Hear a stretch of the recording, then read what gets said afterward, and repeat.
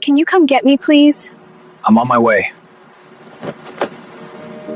Linda Smith sat on a concrete parking barrier outside the Grandview estate, mascara streaking her brown cheeks in rivers of black and silver. String lights glowed through the venue's floor-to-ceiling windows, and laughter, her sister's laughter, her mother's laughter, everyone's laughter but hers, echoed faintly into the humid Houston night. Her emerald bridesmaid dress dug into her ribs. Of course it did. Rochelle had ordered it 2 sizes too small, as motivation. The seams had been straining all day, a constant physical reminder that she didn't fit. Not in the dress, not in the family photos, not anywhere that mattered.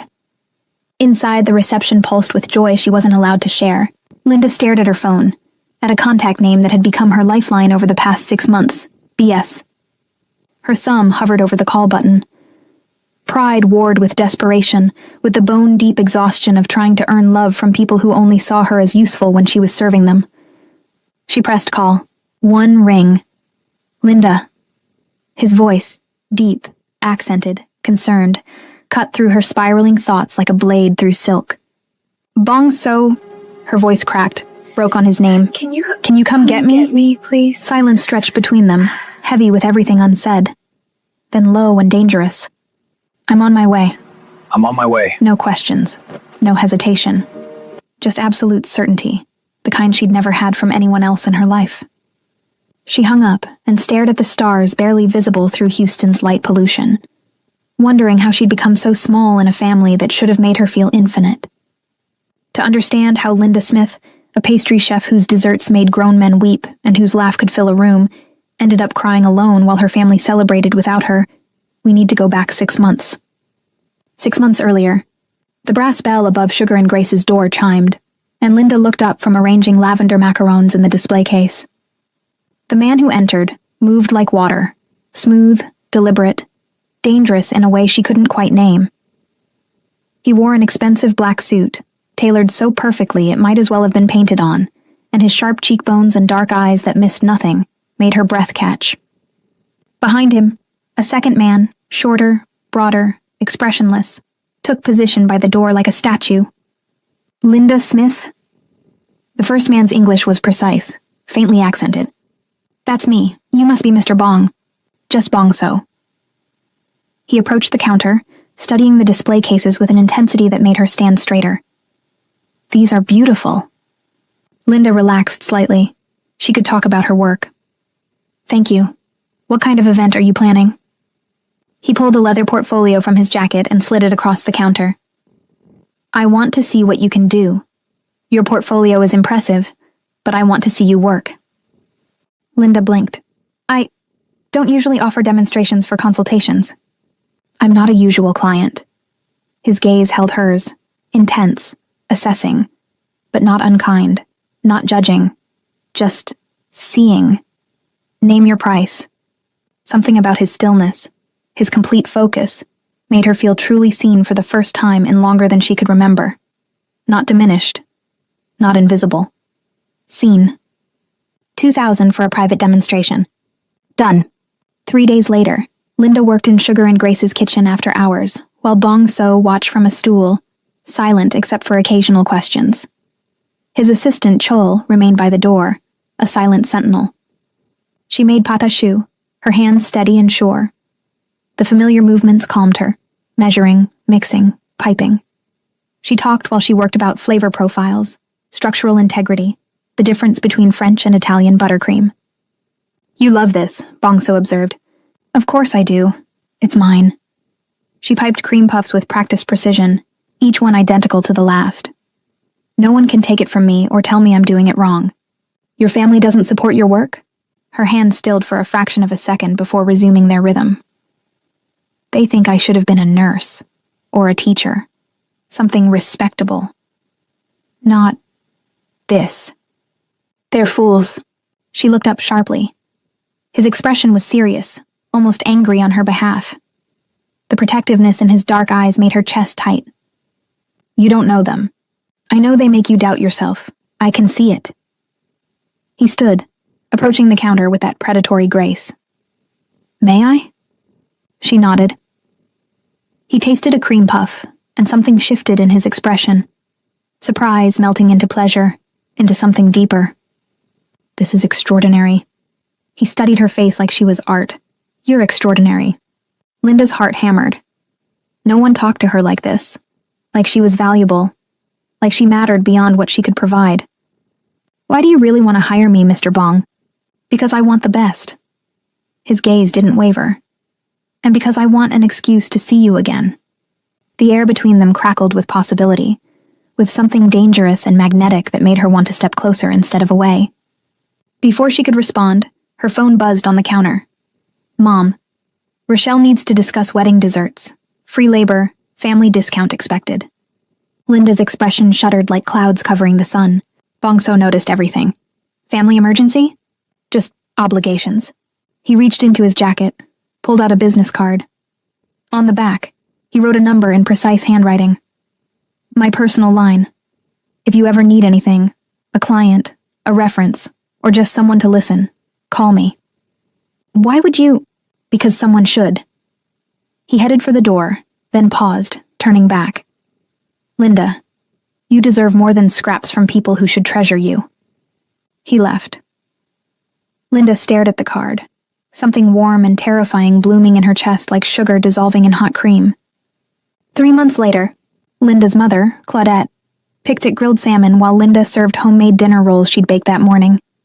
Her father, Vernon, scrolled through his phone without looking up. Sisters Rochelle, the bride-to-be at 26, and Dominique, a 23-year-old Instagram influencer, compared engagement rings under the dining room chandelier. Linda, we need to discuss your rent, Vernon said without looking up from his screen. My rent? Linda set down the basket of rolls. I pay $900 a month to stay in the guest room. Market rate is $1,200 now. We're raising it. Dad, I'm saving for a down payment on... Maybe if you spent less on plus-size boutique clothes and more on a gym membership, you'd be settled like Rochelle. Claudette cut in, her voice sharp as a paring knife. Rochelle smirked. Dominique didn't look up from her phone, but her lips curved in a cruel smile. Linda's appetite vanished. I make good money. I have my own business. A bakery, Vernon said dismissively, finally looking at her with disappointment in his eyes. Not a career. It's a successful bakery. I had $140,000 in revenue last year. And how much did you keep after expenses?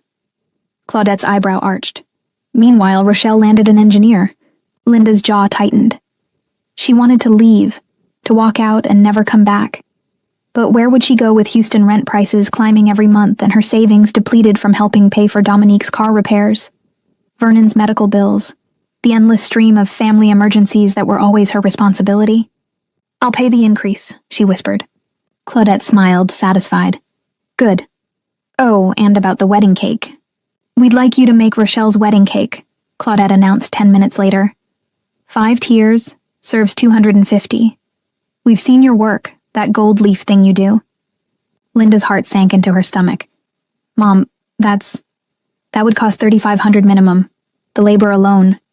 We're family, Rochelle said, finally looking directly at her. You can't charge us full price. I'm not charging you full price. I'm charging cost of materials, my time and skill.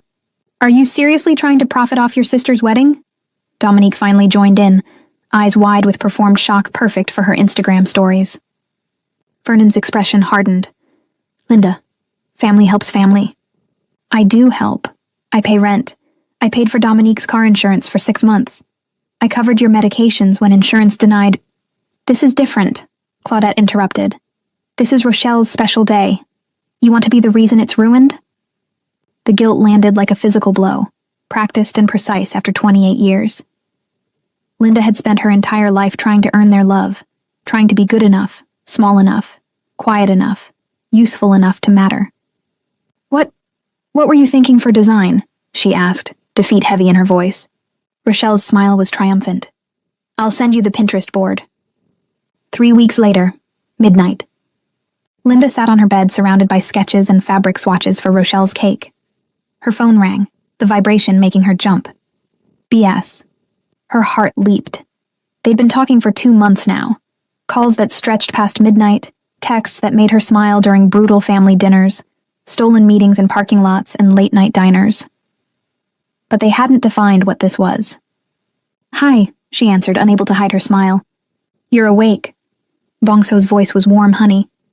"I thought you might be. Working on the wedding cake, She sighed. "It's a lot." "Are they paying you?" Silence. "Linda? It's complicated. It's exploitation." His tone sharpened like a blade being drawn. "You know this." "They're my family. Family doesn't treat people like unpaid labor." A pause, heavy with intention. "I want to see you." Her breath caught. "It's midnight." "I know, I'm outside." Linda rushed to the window. A black Mercedes idled at the curb, sleek and expensive, and completely out of place on this residential Missouri City street. "You're insane," she whispered into the phone, but she was already grabbing her jacket. They sat in the back seat of Bongso's Mercedes in an empty Target parking lot, dim light from street lamps casting shadows across his sharp features. He'd brought her favorite tea from the Vietnamese cafe near her bakery. He remembered everything. "You didn't have to come," Linda said, cradling the warm cup between her palms. "I wanted to." He turned toward her, one arm along the seat back. "I always want to see you." "Bongso, I know you're scared." His fingers brushed her shoulder, tentative, asking permission. "I know you think this is temporary, that I'll realize you're not worth the trouble." "I don't..." "Linda." He cupped her face gently, thumb stroking her cheek. "I've spent 2 months learning who you are. How you light up when you talk about flavor combinations. How you remember everyone's dietary restrictions. How you give and give until there's nothing left." His eyes burned into hers. "I see you. All of you. And I'm not going anywhere." Tears blurred her vision. "You don't understand what you're signing up for. My family will never touch you again if you don't want them to." His voice dropped, dangerous and protective. "Say the word, and I'll make sure of it." "What are you?" she whispered. "Someone who handles problems." His smile was slight, edged. "Someone with resources." "That's not an answer. It's the only one I can give right now." He leaned closer, his breath warm against her lips. "But I can promise you this. No one will hurt you while I'm here. Do you believe me?" She should be afraid. She should ask more questions about the men who followed him, the way people stepped aside when he entered rooms, the careful way he never fully explained his work. Instead, she closed the distance and kissed him, desperate and hungry, and full of every emotion she'd been holding back for months. When they broke apart, he rested his forehead against hers. "Stay with me tonight, just to sleep. I have guest rooms." "I can't. If my parents realize..." "Then soon." His jaw tightened. "Soon you won't have to answer to them." 3 weeks before the wedding, Linda stood on a platform in a bridal boutique while Rochelle, Dominique, and Claudette sat on a velvet sofa with champagne flutes, judging. "It doesn't zip," the seamstress said apologetically, tugging at the emerald fabric. "Linda, I told you to lose weight," Rochelle snapped. "I'm a size 18. I've been this size for 2 years. You ordered a 14. "Because I thought you'd be motivated."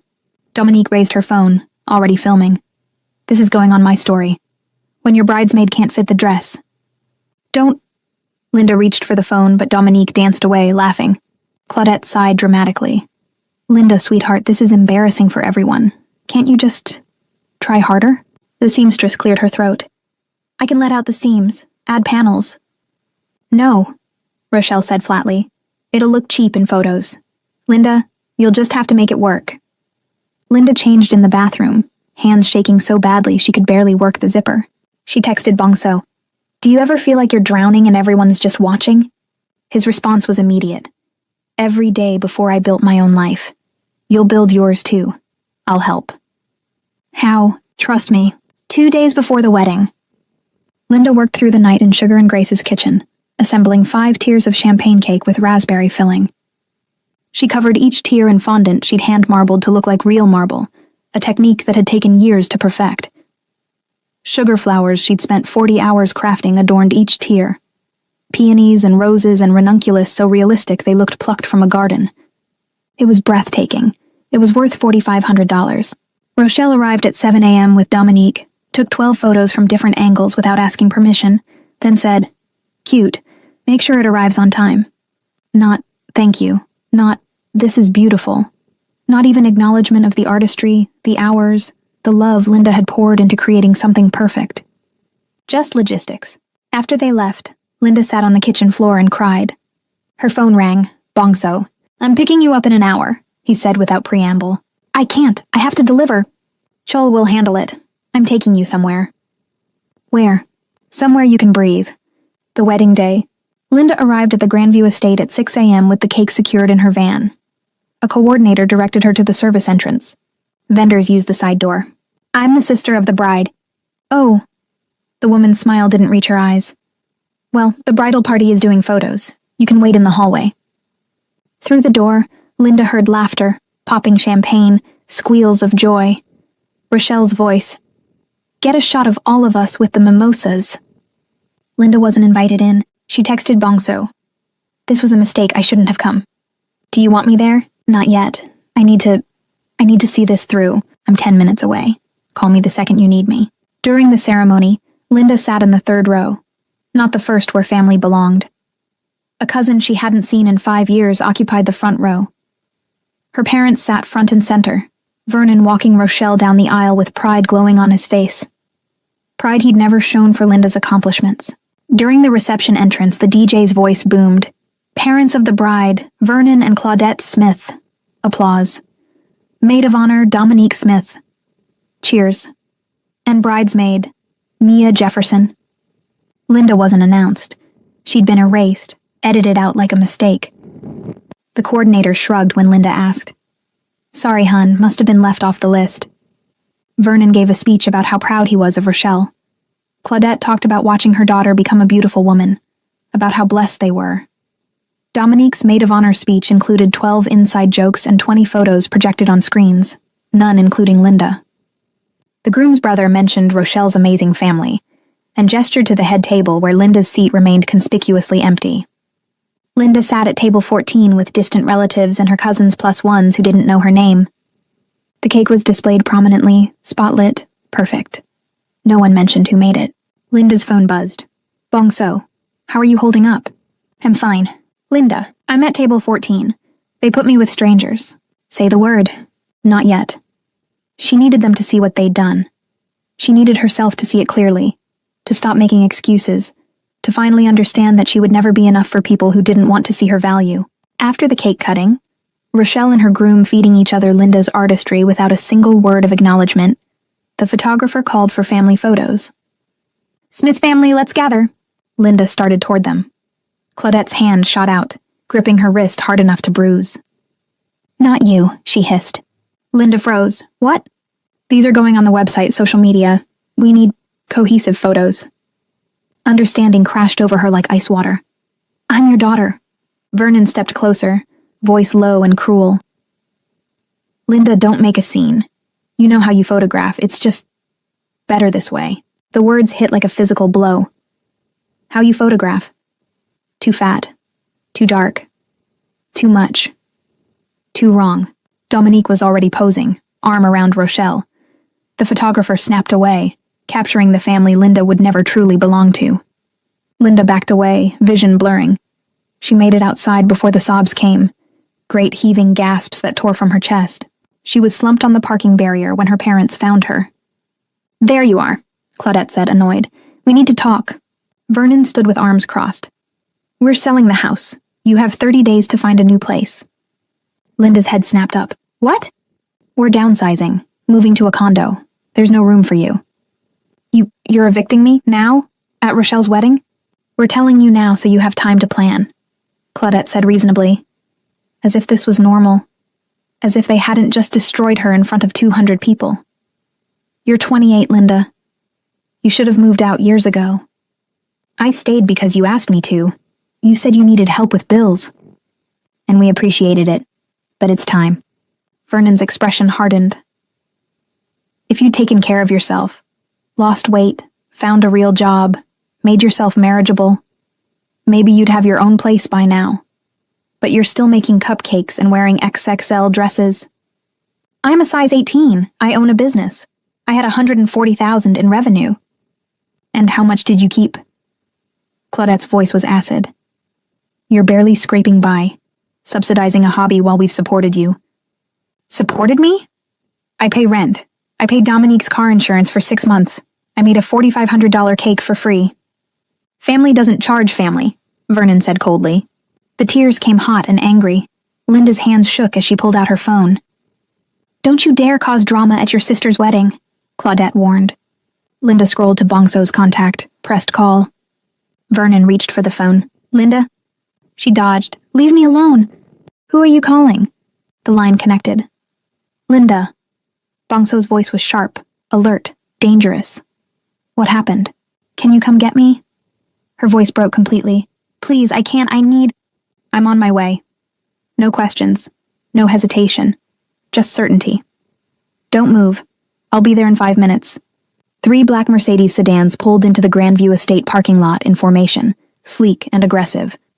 Tires crunched on gravel. Car doors opened in synchronized precision. Bongso emerged from the center vehicle wearing all black, tailored slacks, a fitted shirt that cost more than Linda's monthly rent, and an expression that could cut glass. Behind him, 6 men in dark suits fanned out, moving with military precision. They were armed, shoulder holsters visible, professional and absolutely terrifying. Claudette's eyes widened.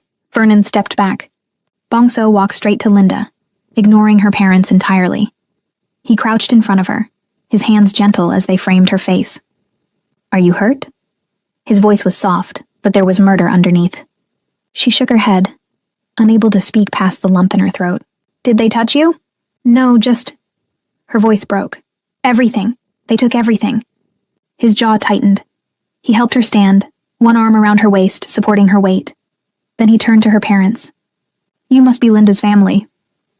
His English was perfect, accent barely present, tone lethally polite. Who the hell are you? Vernon demanded. Bongso. I'm Linda's... He glanced at her, and something passed between them.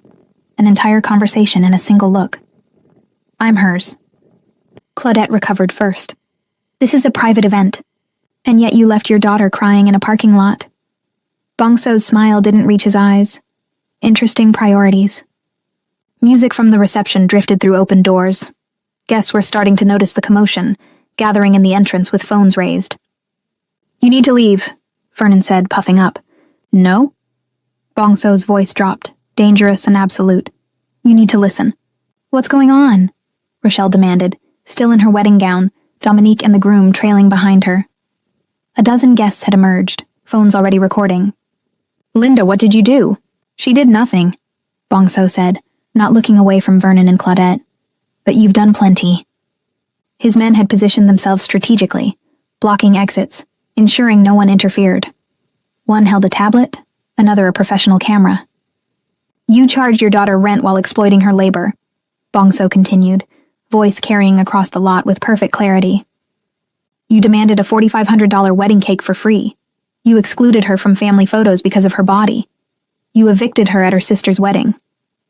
Gasps rippled through the gathered crowd. Rochelle's face paled. That's family business, Claudette started. It's abuse, Bongso interrupted. And you did it publicly, at a wedding with 200 guests. So let's make this public too. He nodded to the man with the tablet. Post it. Post what? Vernon demanded. Everything Linda told me. Every text message where your daughters mocked her weight. Every voicemail where you criticized her career. Every receipt showing she paid your bills while you charged her market rate rent. His smile was sharp as broken glass. I believe in documentation.